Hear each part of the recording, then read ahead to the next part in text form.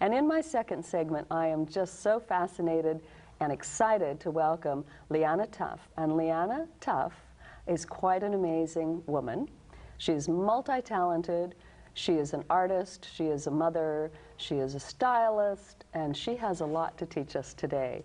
So welcome to the show. Thank you so much for having me. Yeah. I'm so thrilled to be here with you, a fellow artist. Well, thank you. And you and I met sort of circuitously through one of the galleries in town. Yes. And tell us which gallery that is, because I want to make sure that people have an opportunity to go in and see your work at the gallery. Absolutely. It's Mountain Sun Galleries on Ocean, in between Ocean, Mission, and San Carlos. Right next to Bittner's. Right next to Bittner's, right. Excellent, excellent. And so you're known for your portrait work. Yes. And I was fascinated by that because in my attempts to draw and paint, as an interior designer, I do a very different type of creative work. I have the utmost respect for someone who can paint a portrait, whether it's of a human being or an animal, and have it look anything other than like mine look like a little stick figure. So how did you get involved, Leanna, in portraiture? That just seems like such a difficult thing to do, or maybe for you it's your gift and it came easily.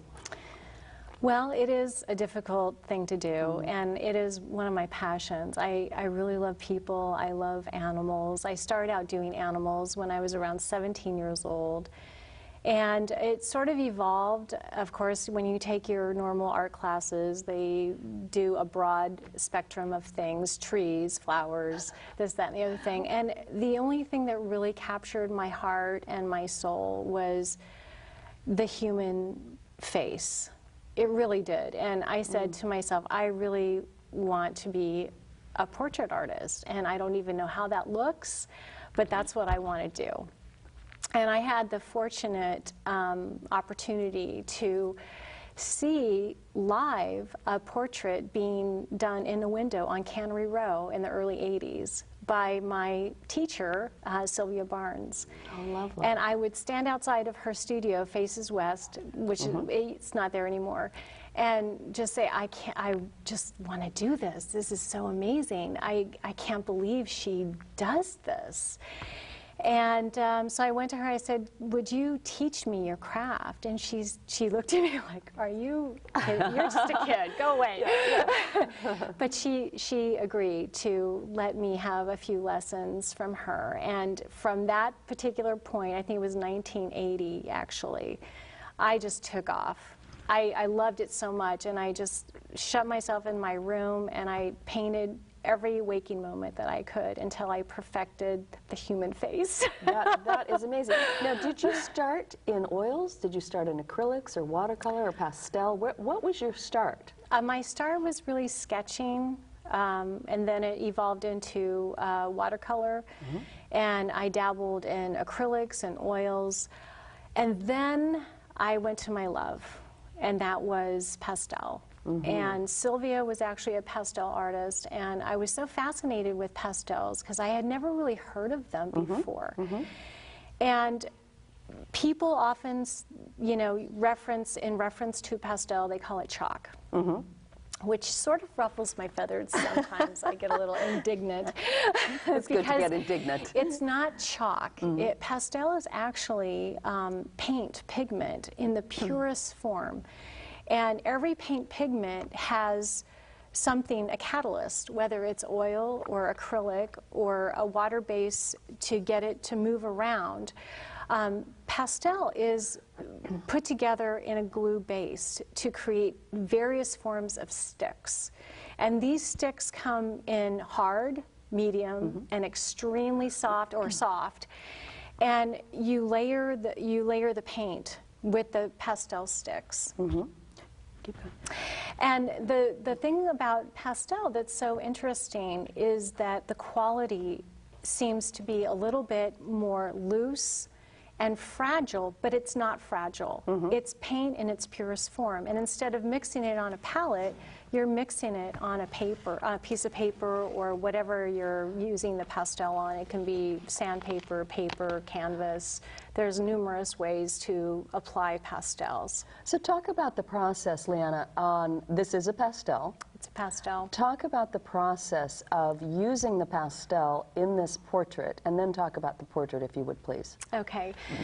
Well, the process is that you draw it out. I draw it out with a hard pastel stick in varying degrees of color, starting with really light and continuing up to dark.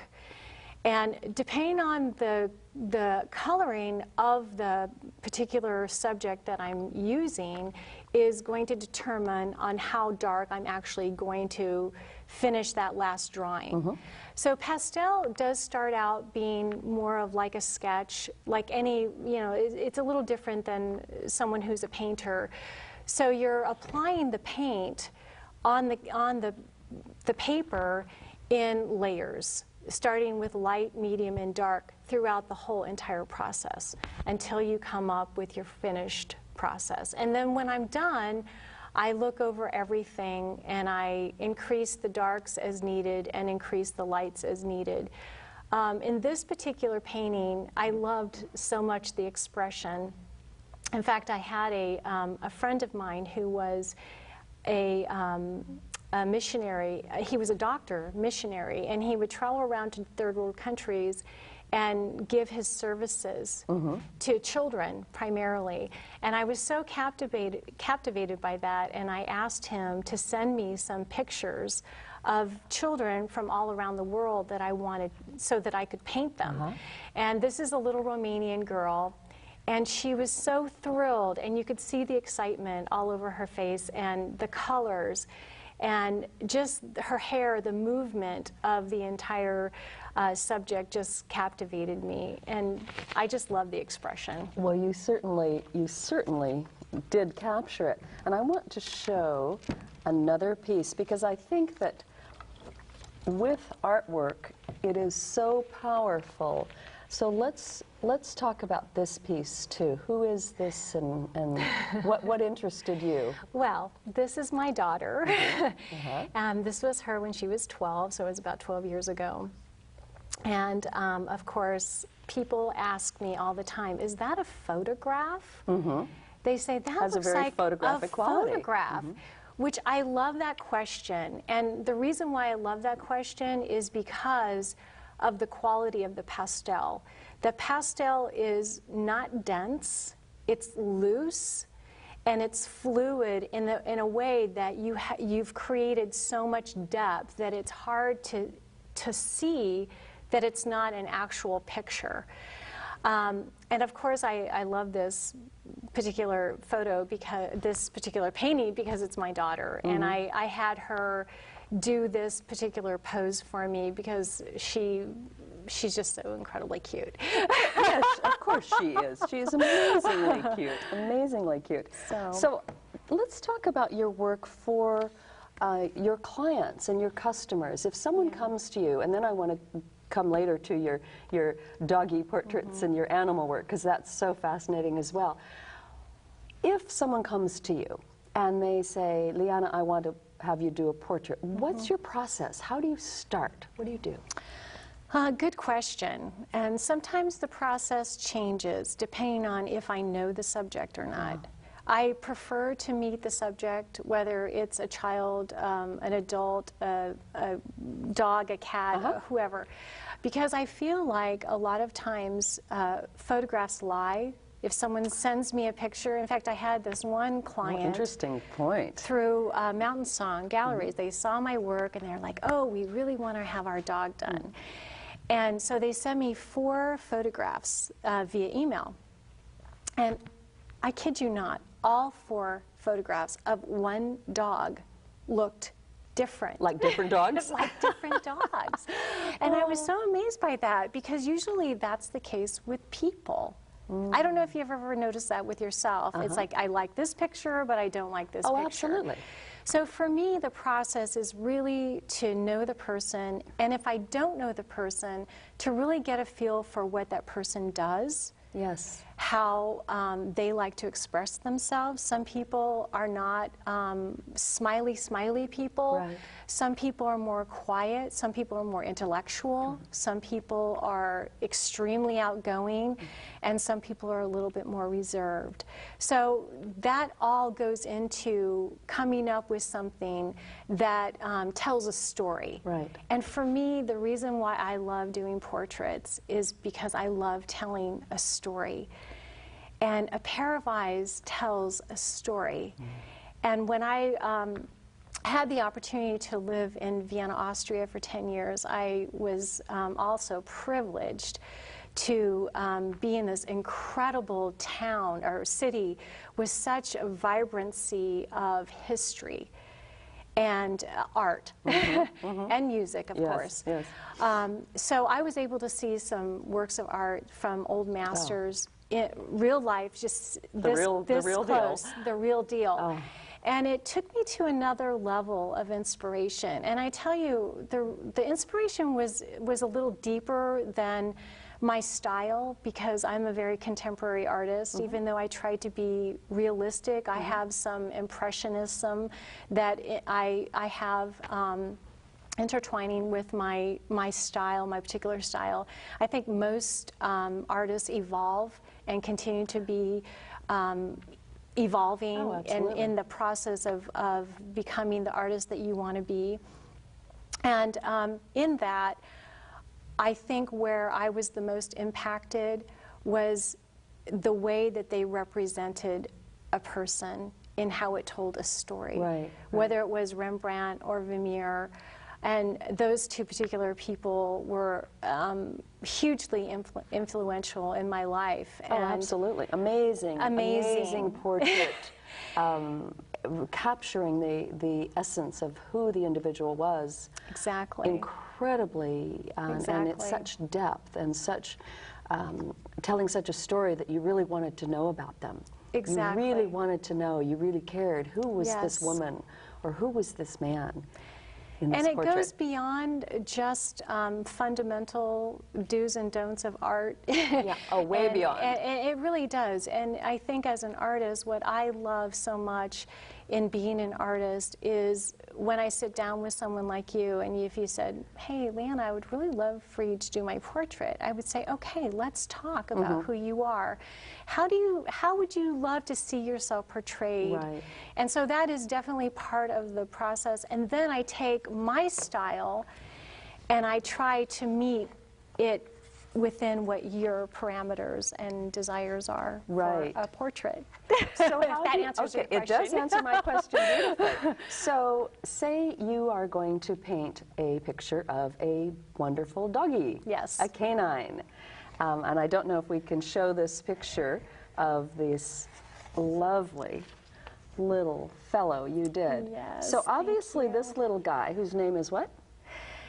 I knew you were going to ask me. Hold on. Pretend, it's Piper. His name is on, her name is on a tag. Pretend I didn't ask. So obviously little Piper cannot speak to you in English to say who I am, what I care about, and how I want to be represented.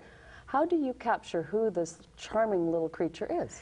Well, I happen to know this dog, and even though I forgot her name temporarily, she is a local star. She's been in several productions, along with my husband. They did Anything Goes a few years ago, and she's a little dog that goes on stage. Oh. And so I knew her mom, and Piper is a ham in all get out. She is the star of every production that she does locally. And she somehow is booked. I can imagine. She's very cute. I decided I wanted to do a portrait of her so badly because her face is this little character, and she's a little ham, and her eyes are so soulful. Oh, she's incredible. And so when I did her, it was pretty effortless because I knew a little bit about her. She is really, really something, and you've really captured her. Okay, let's go And this is a portrait that's near and dear to my heart because these two little cats were my daughter's kitties. And she found this little calico in our garage, and she came to us, and she just had quite a story, beaten up, and she was a little rescue kitty, and that is one of her little offsprings. And they would always snuggle together in the sun in this particular basket. So I happened to be downstairs one day and took a picture of them and said, I need to do a portrait of that. So you painted this from a photograph that you had taken? Yes. Wonderful. Yes. So if you are going to paint a pet portrait of a dog or a cat, do you obviously want to meet the animal? I do. And the animal companion, we will call them? I don't always have that luxury because I actually have a lot of clients, especially through Mountain Song Galleries. I'd say 85% of my clientele base is from out of town, right. And especially if they want me to do their animals. So they send me a collection, and they tell me a little bit about their dog or their cat, which I love. And then I'm able to really, I say, channel their energy. Oh, absolutely. And I've had people cry and say, I don't know how you captured the personality of my dog, but you did it. Have you ever asked them to send a video of them interacting with the pet? No, I haven't done that, but that's a great idea. There you go. My pleasure. Well, I think what you do is so wonderful, and Thank you. And your new name or moniker is the doggy portrait artist. Yes. And I think of Carmel. Of Carmel. And I think that is just such a wonderful way for people to find you. And how do people get in touch with you, Leanna? Well, I do have a website. It's Leanna Tuff Portraits. And how do you spell that? Spell it out. LeannaTuff Portraits. And you can Google that, or just go to Mountain Song Galleries also, and my work is there. And I'm also having a big show coming up. It opens up on Saturday at the Sunset Center, Marjorie Evans Gallery at the Sunset Center. And so I'm really excited because I'll have 20 pieces, and it's all focused on dogs. It's called A Carmel Doggie's Story. And so the actual story of the dog is next to the portrait. And it's going to be so exciting because every single portrait is so uniquely different, and really, really does tell the character and story of the dog. That would I'm be a thrilled. fantastic event. Thrilled. So how do people find out about tickets for that? I definitely want to go. It's free, and it opens for the Carmel birthday, which is this Saturday. Yes. So it'll be the opening, and then it's up for a whole month. So is it Saturday all during the day? Yes, Saturday all during the day, and then we will have a reception Friday the 2nd. Wonderful, of November. From 5 to 7, Beautiful. Yes, of November. Beautiful. Well, Leanna, thank you so much. This has been such a treat, such a joy. You are amazingly gifted and talented, and all of these gorgeous portraits of people and dogs and kitties, they're blessed to sit for you. So thank you. It's been great.